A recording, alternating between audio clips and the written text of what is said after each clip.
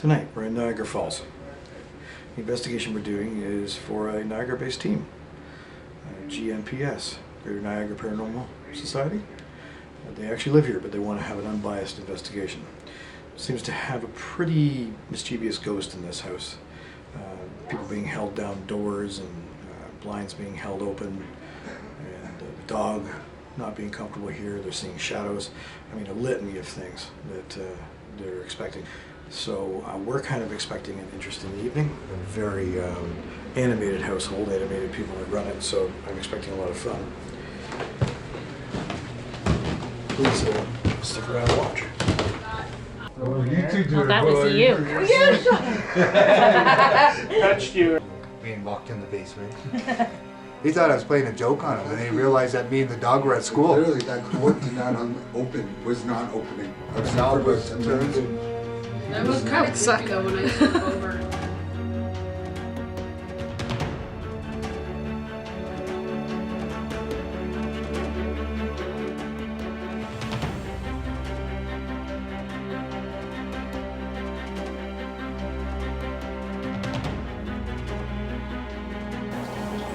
So fish tank, another big cause of high EMF. This weekend is going to make me a liar. It's not, the newer ones aren't too bad, it's the ones that have the separate So pump. I'm getting a spike here now. It's 3. Nuts. So tell me, what's going on? Voices from our basement door, which is right there. Female voice that said, "We need to move, they're coming." And a male goes, really freaky. We've had knocks on the door, banging on the front porch, crock pot lid being taken off and tongs put into the crock pot in the kitchen.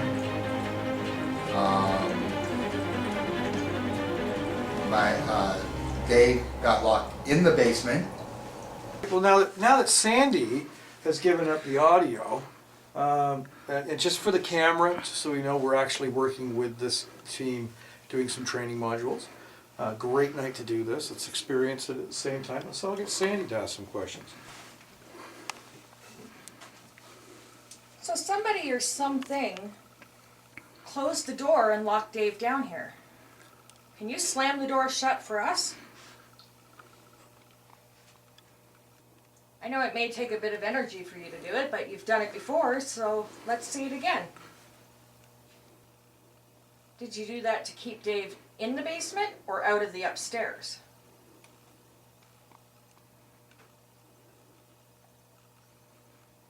Did you think that was funny? I thought it was funny. Or were you trying to scare him? Something, but the whole group was downstairs. I did get poked by something. I don't know if Jeremy maybe saw something, but I know I did get poked. All right. Yeah. So how was that? Good. It was interesting. I mean, thought we were seeing the embodiment of a shadow, but when I was down there, you know, if you listen, it's a very hollow noise where you've got your audio on, and I heard almost like, it wasn't a thump with a finger because that would be very thuddy. It was like a nail. Kind of a tapping feeling. Very cool. You probably would have seen me on camera grab my ear. I did. I even marked it up here, like he just grabbed his ear, something touched him. So, here we are, we're in the collective area. This is a living room, right? This is, you know, why we call it a living room. This is where people are. And really, I think if spirit's going to be around, this is probably going to be where they'd be. If I passed on, I would want to be where my life was. I wouldn't want to go haunt work. I don't know why people think a lot of workplaces are haunted. I'd want to be here. I'd want to be home. I'd want to be with my family and friends.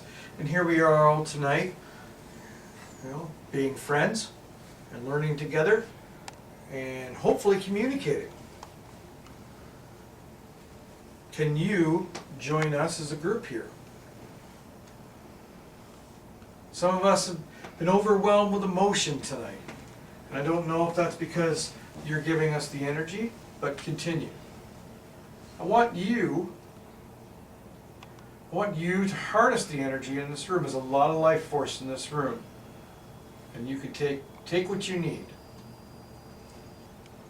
Do you still feel emotions? I love my wife very much, so and I could never, ever imagine not being with her. So if you're an adult, and if you were married and this was your home, and I don't know if you watched your spouse die or your spouse was alive and you passed on, what's it like? Do you still feel the emotion of longing for that person because you're no longer with them? Good. Can you come join us around this table here? Maybe come sit right in front of that green light. We're not gonna hurt you, we just wanna chat. Let's talk politics. Who was the Prime Minister when you were alive? Tagging car. Was it a later Prime Minister? Like, I know this house has been around for a while, and because we're talking to you doesn't mean that you died in the 40s or the 20s. You could have died in the 80s. What was What's that? that? Sounded like wind chimes. No, it sounded like wind chimes. Yeah. And I heard it through here too. Yeah. Question, if I open the door, would it be this sound if you follow me? There it I is. just- There it is again. There it goes again. Is it this? I heard that. I know it. What the? My phone's right there. I'm not touching nothing. No. No. No, it's not. Quiet. It's not the same. I didn't hear it, I'm in the dining room. It's in so- the house. That's a tinkling, and that's that. That was like music. Considering how Yeah, that's very almost like quiet this. and the door is open. That last one was like music though. It's almost like the. Yeah, it did sound like a music box. It's possible that there's a metal fixture. Oh, Wow, that was wow, that's really bright. Very good. Okay, I'm gonna move around again, maybe. Maybe they don't want me here. Move. These people are here to assist us and possibly give Dave and Jeremy some answers. But if you're gonna do these people,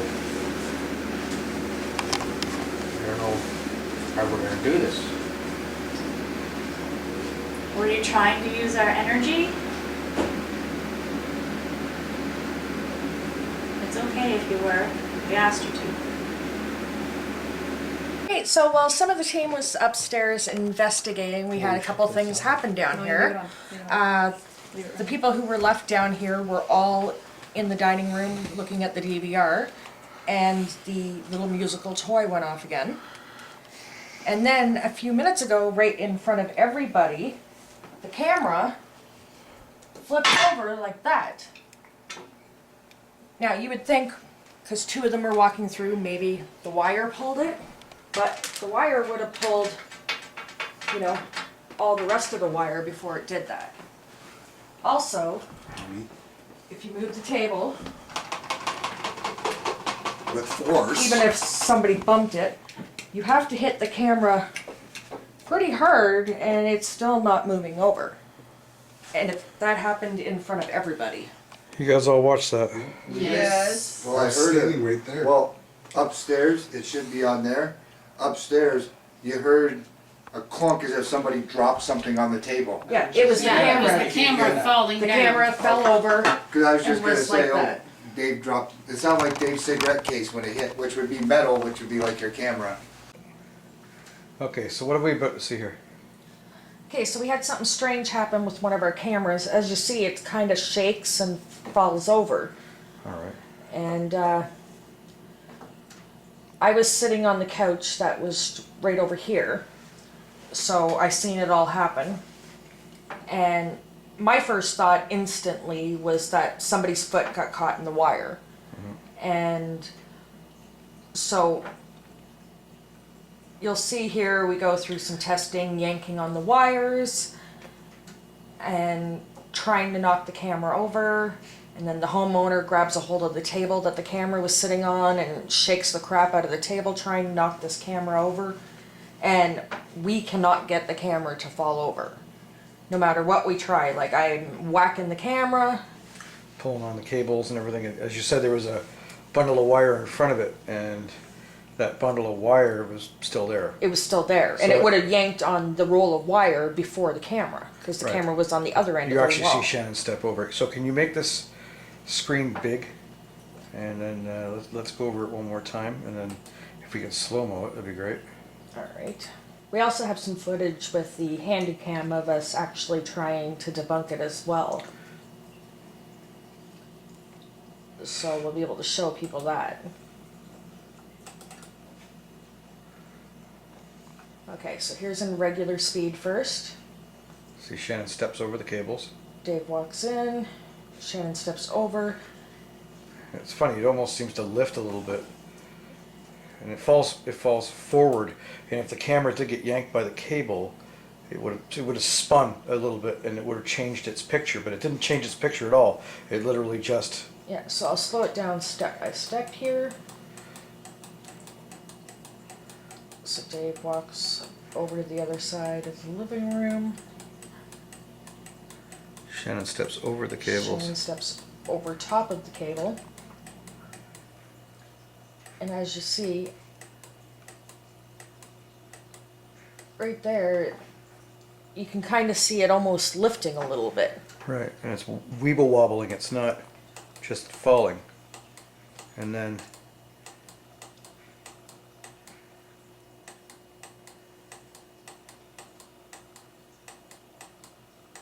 falls forward.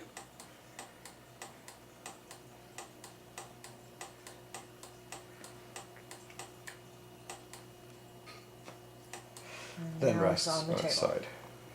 So it fell forward. That's a little strange. And as you'll see in the other video, when we're trying to figure out how that happened, no matter what we did, we couldn't get it to fall over anyway. Okay. Okay, so we just heard this little musical ornament that's sitting on the fireplace go off in the when we were in the kitchen. And you actually have to turn it to get it to make music. Earlier in the night we kept hearing it go off, and we had to actually look around to try and find out where this thing was, and it was inside the couch. So, you know, there's a possibility that those times it could have been caused by somebody moving on the couch. So we stuck it on the fireplace, and now it had gone off while we were in the dining room. And you can see that, you know, nobody was anywhere near it. Okay, so we had a good night here in this investigation. Seemed like we had some stuff happening towards the end and kind of intermittent here and there. But things kind of starting to quiet down and maybe more irregular. So with that, I think we're going to have Spirit take a nap, give it a rest. I think we've done what we need to, so we're going to have lights on.